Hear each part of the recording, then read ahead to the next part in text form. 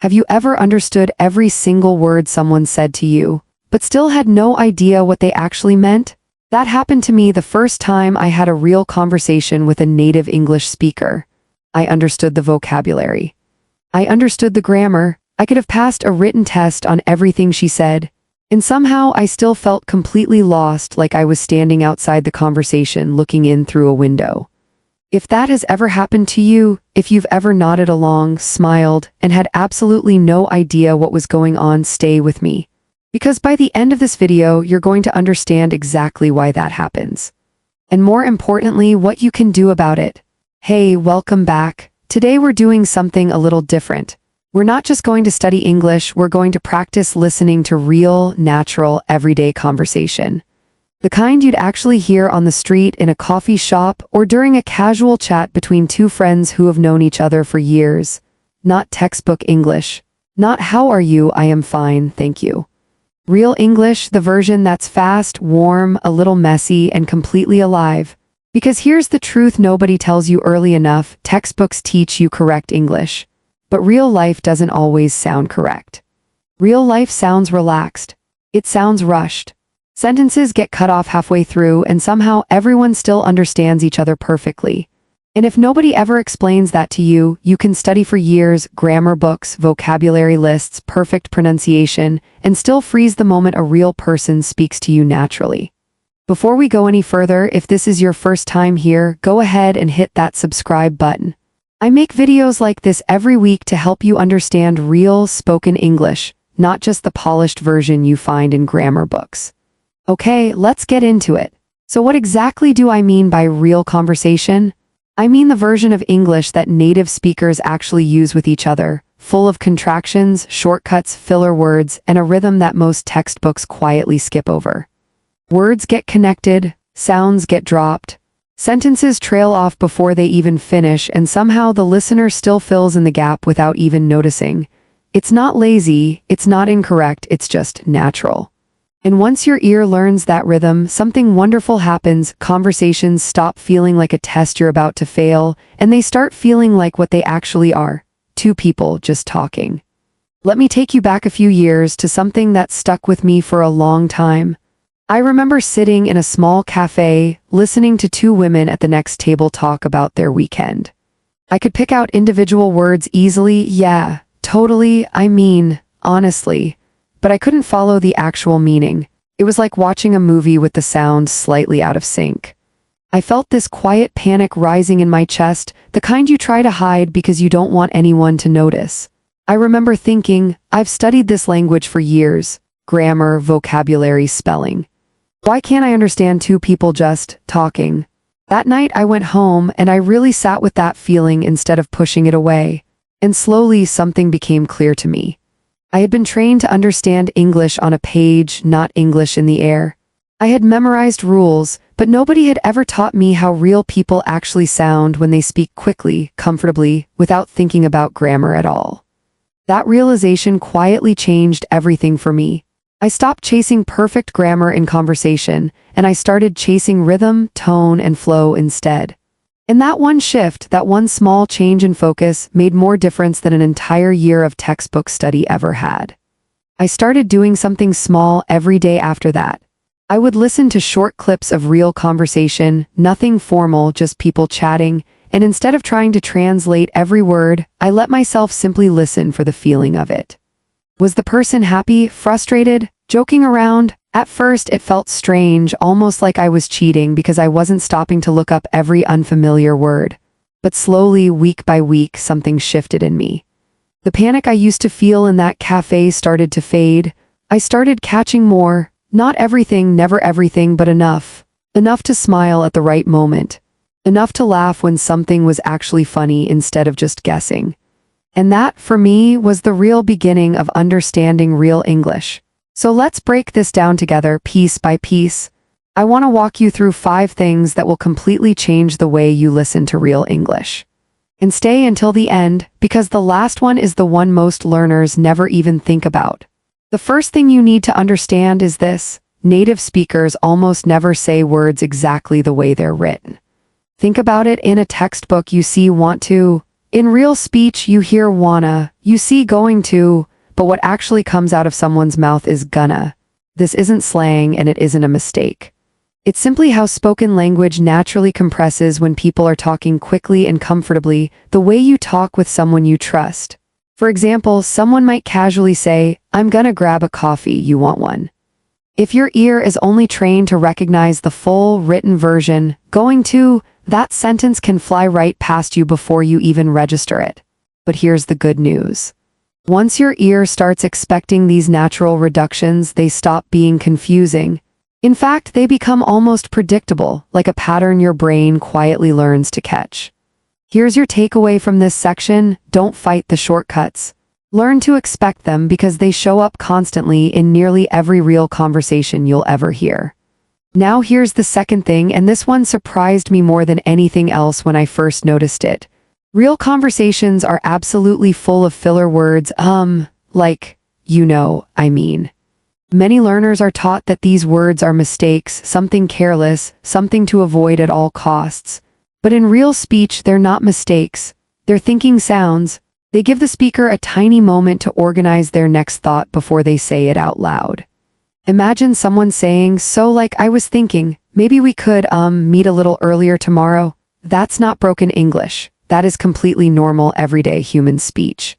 Here's the interesting part. Once you stop expecting every sentence to be smooth and polished, you stop losing focus every time someone pauses or hesitates. You just flow with it, exactly the same way native listeners already do without even realizing it. The third thing is something most learners are never taught directly, and it might be the most important one on this list. Tone carries meaning just as much as words do, sometimes even more. The exact same sentence can mean completely different things depending on how it's said. "That's great" can sound genuinely happy and excited, or it can sound flat and sarcastic and unimpressed, same three words, completely different meaning underneath. I used to believe that meaning lived only in vocabulary, in the actual words themselves. But one day, a friend said "sure" to me in a quiet, flat voice, and I later found out she was actually upset about something I'd said. The words told me yes. Her tone told me something very different. That's when I truly understood in real conversation, you're never just listening to words. You're listening to the feeling underneath them, and that feeling is often the real message. Let's move to the fourth idea, and this one might be the most freeing thing I can tell you today. You don't need to understand every single word to understand a conversation. I know that feels uncomfortable at first, maybe even a little frightening. But think about how native speakers actually listen to each other. They're not decoding every word one by one like a machine. They're catching the overall meaning, the general shape of it, and letting their brain quietly fill in small gaps naturally without even trying. If a friend says, he my car thing, the appointment, it got pushed back again," you might miss a word or two in there. But you still understand the message. Her car appointment got delayed and she's a little annoyed about it. That's enough. That is real understanding. Chasing every single word is a bit like trying to catch every raindrop in a storm with your bare hands, exhausting and honestly completely unnecessary. Understanding the overall shape of a message matters far more than catching each individual drop. The fifth idea is one that ties everything together beautifully. Small talk and everyday expressions carry a kind of emotional and cultural shorthand that textbooks almost never explain properly. Phrases like "how's it going?" "no worries," or "I've been meaning to call you" aren't really about their literal words at all. They're about connection, warmth, and social rhythm between two people. Once you understand that small talk isn't really about exchanging information, but about building a small moment of human connection, conversations start to feel far less intimidating and much more natural, even comfortable. And now, the sixth idea, and honestly, this might be the one that gives you the most relief today. It is completely, 100% normal to ask someone to repeat what they said. I used to think that asking for clarification made me look weak, like I was failing at English somehow. So instead of asking, I would just smile, nod, and pretend I understood everything, even when I had absolutely no idea what was happening. And you know what that led to? More confusion, more anxiety, and honestly, some pretty awkward moments later on. Eventually, I watched how native speakers talk to each other, and I noticed something surprising. They ask each other to repeat things constantly. Sorry, what was that? Wait, say that again? Could you run that by me one more time? Nobody blinks. Nobody thinks less of anyone. It's just part of normal conversation, even between two native speakers. Once I gave myself permission to ask, real conversations stopped feeling like a performance I had to get perfectly right, and they finally started feeling like what they were always supposed to be, just two people, genuinely trying to understand each other. Now, since this is a listening and vocabulary practice video, let's slow down for a moment and go over a few natural expressions you just heard, so you can actually start using them yourself today. The first one is catch on. It means to start understanding something, usually gradually over a short period of time. For example, at first I was confused by her accent, but I caught on after a few minutes. You could use this phrase the next time you're describing how you slowly came to understand something. Next is small talk. This refers to light, casual conversation about ordinary, everyday things, the weather, your weekend, traffic, that kind of thing. You could say, I'm not great at small talk, but I'm slowly getting better.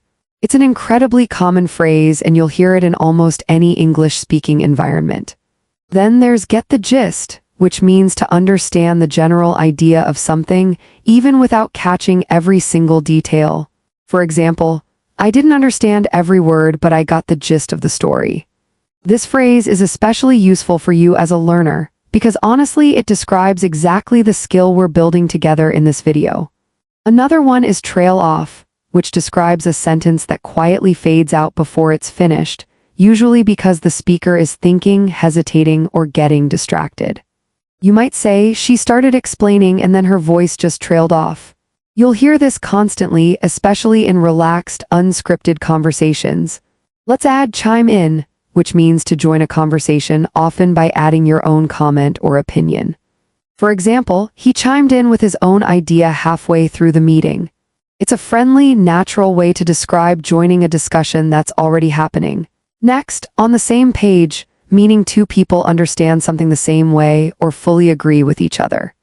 You could say, after we talked it through, we were finally on the same page. This phrase shows up constantly in both casual conversations and professional settings. Next, tongue-tied, which describes that specific moment when you know exactly what you want to say, but the words just won't come out, usually because of nerves, surprise, or sudden pressure.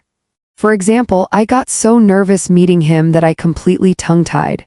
If you've ever felt that in English, trust me, every single learner has been there, including me, more times than I can count. And finally, run that by me, which is a friendly, natural way of asking someone to repeat or explain something again. For example, sorry, could you run that by me one more time? I missed the last part. It's polite, casual, and honestly, one of the most useful phrases you can carry into any real conversation because you will need it, and that is completely okay. Okay, now let's talk about what you can actually do with everything we've covered today. Here are 5 simple, practical steps you can start using right away. First, today, try this. Pick one short video or podcast clip in English, and instead of translating every word in your head, just listen for the overall feeling and topic. Don't pause on every unfamiliar word. Let a few things pass by and trust your brain to catch the shape of it. Second, start noticing contractions on purpose. Every time you hear wanna, gonna, or gotta, notice it instead of getting confused or frustrated by it. The more consciously you notice these patterns, the more naturally they'll start to feel. Third, instead of writing down every single unfamiliar word you hear, try writing down just one new phrase per day, something like catch on or on the same page, and then use it once in a sentence of your own, out loud. Fourth, your next step is this. Watch a short scene from a show or interview without subtitles just once, focusing only on tone and emotion. Then watch it a second time with subtitles on to check how much you actually understood the first time. You'll be genuinely amazed at how much you already caught. And fifth, before you go to bed tonight, try repeating one phrase you learned today out loud in your own voice, inside your own sentence. Speaking it, even quietly to yourself in an empty room, helps your brain remember it far more deeply than simply reading it silently ever could. Let's quickly go over what we've learned today. We talked about